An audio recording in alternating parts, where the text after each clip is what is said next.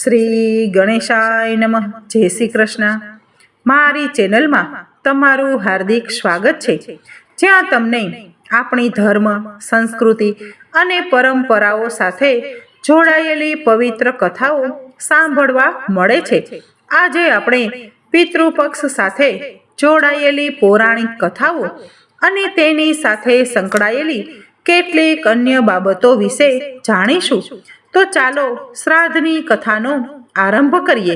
બોલો ભગવાન શ્રી હરિની જય. એક સમયની વાત છે. એક નગરમાં એક શેઠ અને શેઠાણી રહેતા હતા. તેમને એક પુત્ર અને એક પુત્રી હતી. પુત્રીનું નામ મણિબાઈ હતું. શેઠ શેઠાણીએ તેમના બંનેના લગ્ન ખૂબ ધામધૂમથી કર્યા હતા. ઘરમાં ખૂબ ધન દોલત હતી. થોડા સમય પછી શેઠ અને શેઠાણીનું મૃત્યુ થયું. મણિબાઈ વિધવા થઈ ગઈ હતી અને તે પોતાના ભાઈના ઘરે રહેતી હતી. આ વાતથી તેની ભાભી ખૂબ નારાજ રહેતી હતી. આવી રીતે પિતૃપક્ષ આવ્યો તો ભાઈએ કહ્યું, હું પિતૃઓનું તર્પણ અને પિંડદાન કરવા ગંગાજી જાઉં છું. એમ કહીને તે ગંગાજી જવા નીકળી ગયો. ભાઈના જતા જ ભાભીએ ખેતરમાં મણિબાઈ અને તેના બાળકો માટે ઝૂંપડી બનાવડાવી. મણિબાઈ પોતાના બાળકો સાથે તે ઝૂંપડીમાં રહેવા લાગ્યા. સવાર સાંજ તે ભાઈના ઘરે જઈને ઘરનું કામ કરી આવતી. બદલામાં ભાભી તેને બચેલું ખાવાનું આપી દેતી. જ્યારે પણ તે ભાભીના ઘરેથી આવતી ત્યારે લોટ ચાળવાનું કપડું પોતાની સાથે લઈ આવતી. ઘરે આવીને તે લોટમાં સન્નું થયેલું કપડું પાણીમાં ઓગાળી ચૂલા પર ચડાવીને પકાવતી અને બાળકોને આપીને કહેતી કે આ ખીર છે, ખાઈ લો. આવી રીતે સમય પસાર થવા લાગ્યો. એક વખત ભાભીએ તેને કપડું લઈ જતા જોઈ લીધું તો તે બોલી, બાઈજી, લોટ ચાળવાનું કપડું ક્યાં લઈ જાય છે? આને અહીં જ મૂકીને જઈશ. મણિબાઈએ એમ જ કર્યું. તે દિવસે ભાભીએ તેને બચેલું ખાવાનું પણ ન આપ્યું અને કહ્યું, કાલે તારી માતાનું શ્રાદ્ધ છે, બોલાવ્યા વિના નહીં આવતી. હા, આંગણામાં લગાવેલો પીપળો હલે તો આવી જજે. આ સાંભળીને તે ખૂબ જ દુઃખી થઈ અને રડતી રડતી પોતાના ઘરે ચાલી ગઈ. ઘરે પહોંચી તો બાળકો બોલ્યા, માં, ભૂખ લાગી છે, કંઈ ખાવાનું આપો ને. તે બાળકોને બોલી, બેટા, આજે આપણે સૌનો ઉપવાસ છે, ભૂખ્યા જ સૂઈ જાઓ. બીજા દિવસે બાળકો બોલ્યા, મામીએ કહ્યું હતું કે આજે નાનીનું શ્રાદ્ધ છે, ચાલો ત્યાં જઈએ. માં બોલી, મામીએ કહ્યું હતું કે આંગણામાં લગાવેલો પીપળો હલે તો આવી જજે. તમે કહો, શું ક્યારે પીપળો હલે છે? પાંદડા હલે છે, ડાળીઓ હલે છે, પણ મેં ક્યારે પીપળો હલતો નથી જોયો. તેણે બાળકોને સમજાવ્યું કે બોલાવ્યા વિના ન જવું જોઈએ. સાંજ થઈ તો તેના ભત્રીજાઓ આવ્યા અને બોલ્યા, બુઆ, માએ ભોજન મોકલ્યું છે.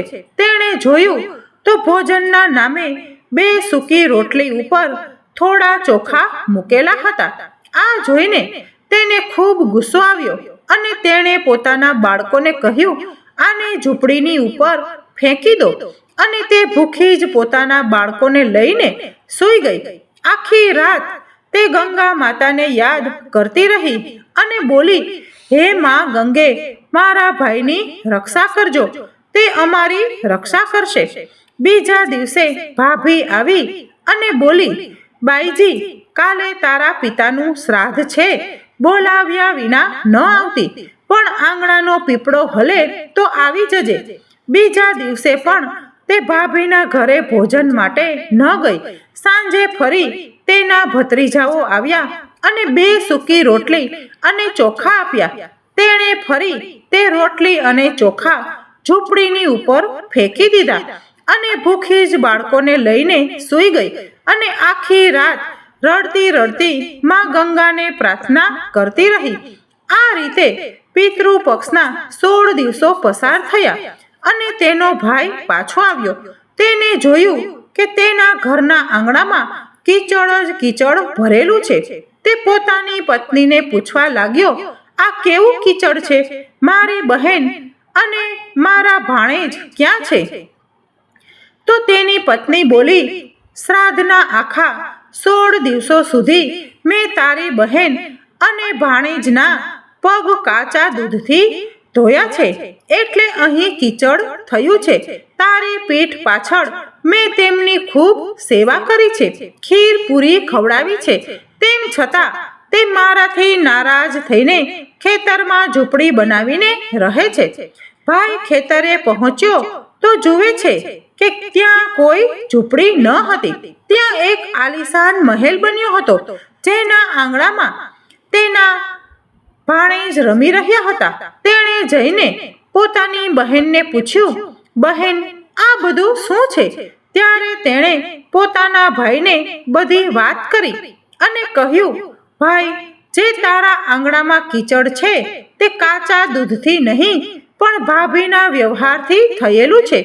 હું દિવસ રાત રડતી રહી તે આંસુઓનું કીચડ છે. માતા પિતાના શ્રાદ્ધ પર ભાભીએ કહ્યું હતું કે પીપળો હલે તો આવી જજે, બોલાવ્યા વિના ન આવતી. પીપળો ન હલ્યો તો અમે ગયા નહીં.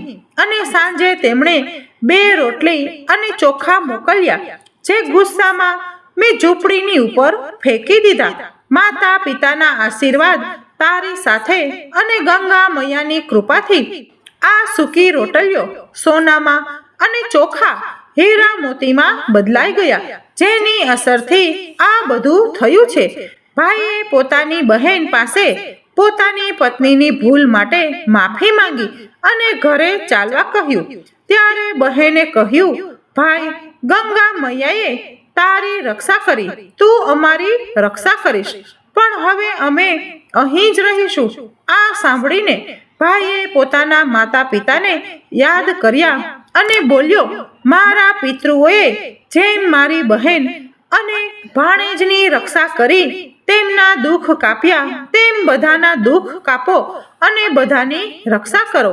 આ કથા કહેનાર, સાંભળનાર અને હુંકાર ભરનાર બધા પર તમારી કૃપા કરો.